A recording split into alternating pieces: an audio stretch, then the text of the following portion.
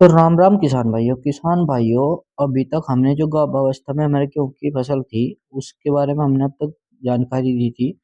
तो किसान भाइयों, जैसे कि अब हमारी गेहूं की फसल के अंदर बालियां बिल्कुल बाहर आ चुकी है, 90% बालियां आ चुकी है। तो आज इस वीडियो में बात करेंगे जब गेहूं की बालियां बाहर पूर्ण रूप से बाहर आ जाए तो हमें उस समय अपने गेहूं की फसल को कौन से पोषक पोषक तत्व की आवश्यकता सबसे ज्यादा पड़ती है।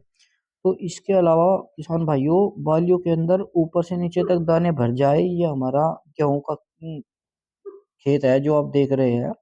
इसके ये हमने 13 नवंबर में इसकी बुआई की गई थी। तो ये हमारी इसमें बालियां निकलने की पूर्ण रूप से बालियां आ चुकी है। तो ये अब 4 दिन के अंदर इसमें सारी बालियां पूरी बाहर आ जाएगी।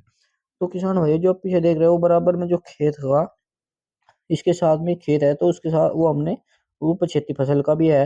तो किसान भाइयों, हमें गेहूं की फसल में बालियां निकलने के बाद क्या करना चाहिए। जैसे आप देख रहे हैं मौसम भी बहुत ज्यादा गर्म होता जा रहा है आजकल लगभग, तो उसका भी हमें बहुत ध्यान रखना। और भाई इस अवस्था में एक सिंचाई भी बहुत देखकर करनी पड़ेगी, क्योंकि मौसम खराब होता रहता है। अगर मौसम की स्थिति देखे बिना आप अपनी गेहूं की फसल की सिंचाई कर देते हैं और अचानक मौसम खराब हो जाता है या फिर आंधी तूफान आते हैं, तो इससे आपकी गेहूं की फसल बिल्कुल गिरकर खराब हो जाएगी। इससे आपकी फसल का उत्पादन बिल्कुल कम हो जाएगा, घट जाएगा। तो किसान भाइयों, बिना सिंचाई मौसम की स्थिति देखे खेत की सिंचाई बिल्कुल ना करें। इससे आपका काफी नुकसान भी हो सकता है। तो इसके अलावा आपको एक कॉमन समस्या भी फसल के अंदर दिखाई देगी, जो कि होती है फंगस की। वो किसी साल आ जाती है, किसी साल नहीं आती। जैसे येलो रस्ट है, ब्राउन रस्ट है, इसके अलावा फ्लैग लीविया, कई तरह की बीमारियां होती है। तो किसान भाइयों, इसमें हमें क्या करना क्या नहीं करना वो भी हम इस वीडियो में आपको बताओगे। जैसे किसान भाइयों, हमारे पौधे की जो फ्लैग लीव है यानी साइड वाली पत्ती, अगर आपकी एकदम हरी भरी होगी यह उतना ही ज्यादा भोजन बनाएगी। जितना ज्यादा ये भोजन बनाओगी उतना ही अच्छा ज्यादा बालियां अच्छी होगी, और उसके दानों की जो साइज होगा वो बहुत ज्यादा मोटा होगा। वो मोटा होने के कारण उसमें वजन भी रहेगा और वह मजबूत भी रहेगा।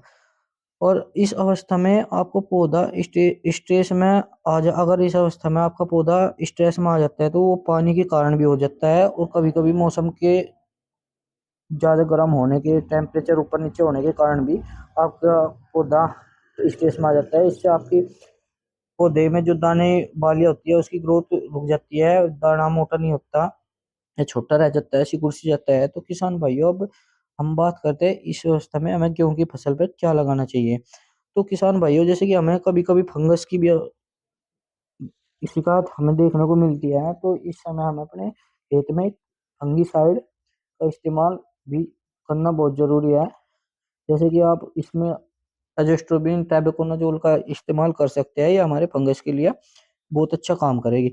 तो इसके अलावा इसके अंदर 5234 का भी आप स्प्रे कर सकते हैं, जिससे हमारे दाने का विकास अंत्यत आवश्यक है होता है। तो इससे बालियां काफी मजबूत हो जाती है। तो किसान भाई, यह फसल के पकने के टाइम को भी बढ़ाता है, जिससे हमारी फसल एकदम सही से पकती है अपने समय के अनुसार।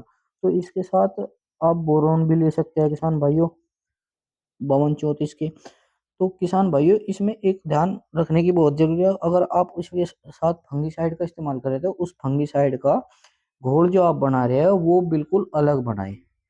बिल्कुल भी इन चीजों के साथ उसको मिलाकर ना घोले, उसका घोल अलग बनाकर इसके साथ तब उसको मिक्स करें, तब अपनी फसल के अंदर उसका छिड़काव करें। तो इसके अलावा आप इसमें कैल्शियम क्लोराइड भी का भी छिड़काव करें, जिससे हमारी फसल में गर्म मौसम से लड़ने की क्षमता बढ़ जाती है और हमारी बालियां बिल्कुल मजबूत हो जाती है, या किसी कारण से आंधी तूफान में ये गिरती नहीं। तो इससे हमारा मौसम से भी बच जाती है और हमारी फसल बिल्कुल स्वस्थ खड़ी रहती है। तो किसान भाइयों, आप बालियां आने के बाद अपनी फसल के अंदर 05234 plus boron plus calcium chloride और एक फंगिसाइड एजोस्ट्रोबिन इनका इस्तेमाल करें, जिससे आपकी फसल काफी बेहतर रहे और आपको अच्छा उत्पादन दे। धन्यवाद किसान भाइयों, अगर जानकारी अच्छी लगी हो तो आगे किसान भाइयों के साथ शेयर जरूर करें, और सभी किसान भाई चैनल को सब्सक्राइब जरूर करें। धन्यवाद।